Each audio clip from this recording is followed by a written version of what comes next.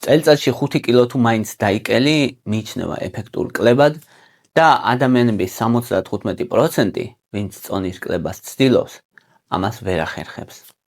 და ხშირად ამბობენ, რომ ფარისებრი ჯირკვალი გამიფუჭდა, არ მიმუშავებს, ან რაღაც მეტაბოლიზმი გამიჩერდა, ან ჩემი ორგანიზმი არ იკლებს, ან არ ჭამ, მაგრამ მაინც ვერ ვიკლებ.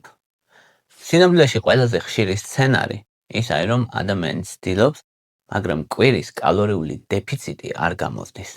შეიძლება ორშაბათიდან პარასკევამდე თავს კარგად აკონტროლებდე, მაგრამ შაბათ-კვირას რამდენიმე დიდ პორციას მიირთმევდე და მთელ შენ კალორიებს, რაც კვირის განმავლობაში დაზოგე, ინაზღაურებდე 2 დღეში. და არის საკვების ტიპები კიდე, მაგალითად ზეთი, კარაქი, თხილეული, ავოკადო, ყველი, соуსები, რომლებიც ჯამთელ საკვებად მიიჩნევა, მაგრამ მათი მცირე რაოდენობა ბევრ კალორიას შეიცავს.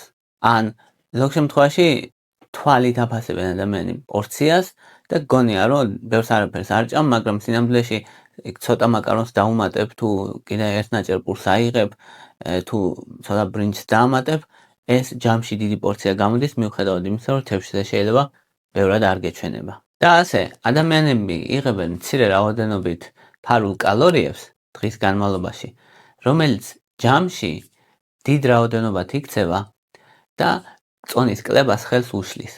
და ადამიანი შეიძლება გულწრფელად ამბობდეს, რომ ცოტას ჭამ, რადგან ის მახსოვრობაში ინახავს მხოლოდ მთავარ კერძებს, მთავარ კალორიებს და ავიწყდება ის პატარა წახემსებები ან პატარა სუსნაობები, რომელიც ფარულად მიიღო და რომელიც ფარული კალორიებია. ანუ როცა ადამიანი ამბობს, რომ წონას ვერ იკლებს და ან მისი წონა გაჩერდა, უმეტესად ეს არის ფარული კალორიები. და რა არის აქ გამოსავალი? გამოსავალი არის არა შიმშილი, არამედ გაზომვა. ანუ უნდა გაზომო, რამდენ კალორიას იღებ დღის განმავლობაში. ხო, მაგალითად, პირველი 14 დღის განმავლობაში მუდმივად აწონო რამდენ ზეთს, თხილს, კარაქს, ყველს, პურს, соуსებს, ტკბილეულს და ასე შეგიძლია გაზომო ის პორციები, რასაც შენ სინამდვილეში იღებ და დათვალო კალორიები, რამდენს იღებ. რა თქმა უნდა, აქ ჭირდება უნდა იცოდე ის კალორია, რაც შენ დღის განმავლობაში გჭირდება შესაარჩუნებლად და დასაკლებად. თუ ნახე, რომ 2 კვირის განმავლობაში წელის გარშემოწერილობა არ იცვლება, ეს ხშირად ნიშნავს, რომ რეალურად შენარჩუნების კალორიებს იღებ და არა დასაკლებს, ან არა დეფიციტის. ამიტომ კალორიებს უნდა დაუკლო ასეთ დროს. მეორე დიდი და მალული მიზეზი, რატომაც ადამიანები წონას ვერ იკლებენ, არის პრეპარატები.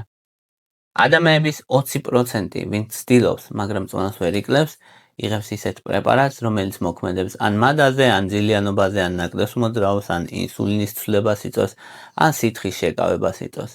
მაგალითად, ანტიდეპრესანტები, paroxetini, amitriptilini, escitalopramი, ზოგჯერ sertraline, ან შეუძლიათ მათ ის, რომ დროთა განმავლობაში მადა გააძლიერონ. ამ ანტიდეპრესანტებს შეუძლიათ მადა გააძლიერონ და ადამიანებს 2-6 თვეში აღნიშნავენ, რომ განსაკუთრებით ტკბილზე, განსაკუთრებით საღამოს მადა უძლიერდებათ. განსაკუთრებით ესეხებათ ანტიდეპრესანტებს, განსაკუთრებით ტრიციკლურ ანტიდეპრესანტებს, ანტიფსიქოზურ პრეპარატებს, მაგალითად რისპერიდონი, დიაბეტის წამლებს შეუძლიათ გამოიწვიონ ასევე წონის მატება, მაგალითად ინსულინს ან სულფონილ შარდოვანას პრეპარატებს, რადგან ისინი გლუკოზას ამცირებენ და გლუკოზის მომატება იწვევს მადის გაძლიერებას, ანუ ენერგიის დეფიციტს, ადამიანი ნაკლებს მოძრაობს შედეგად და მადაც უფრო მეტად ძლიერდება. ასევე გლუკოკორტიკოიდები, მაგალითად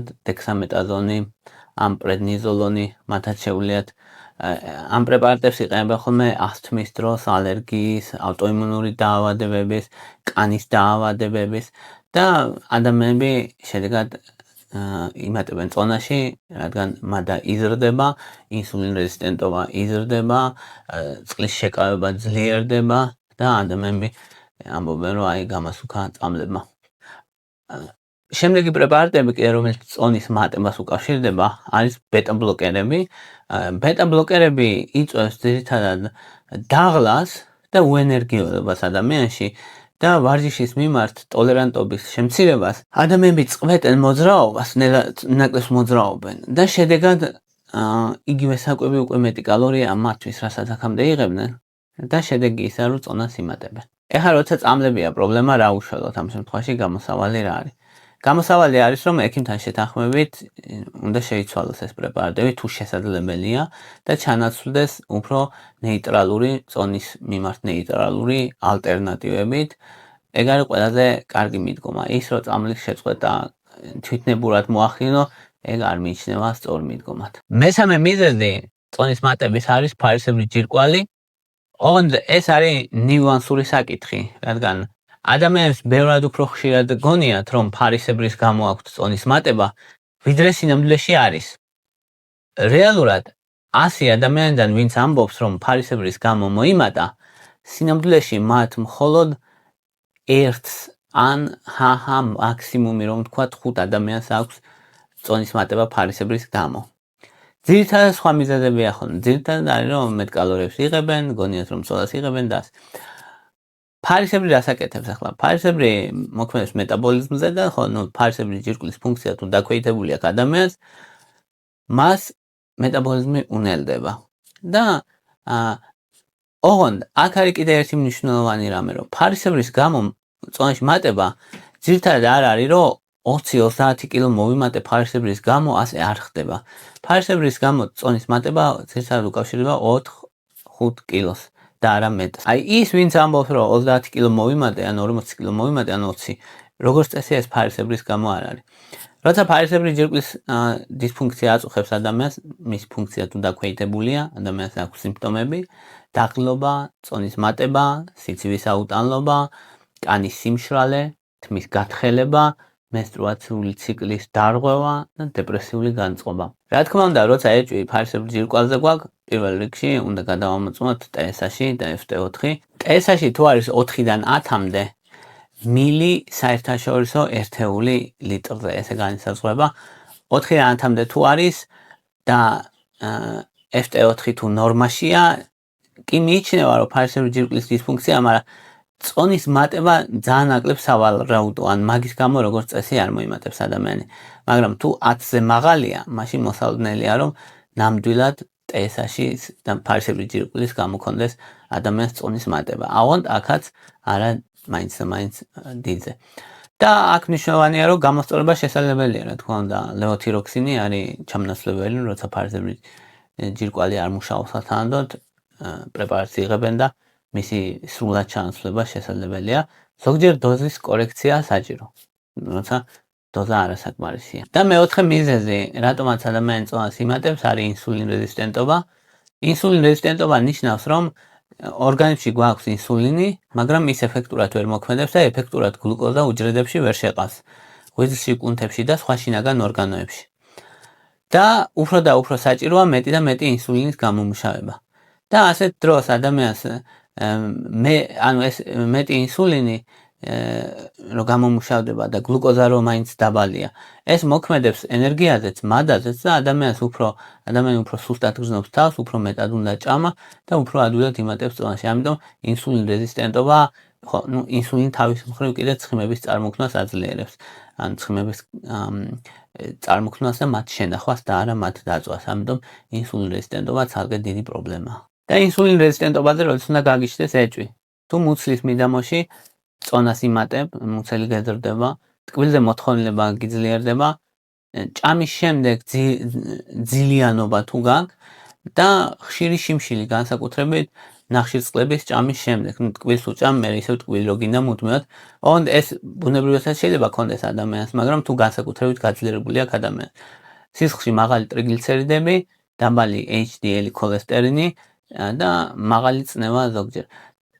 ღვიძლი თუ გაცხიმოვნებულია, ეს ყველაფერი არის ინსულინ რეზისტენტობის ნიშნები.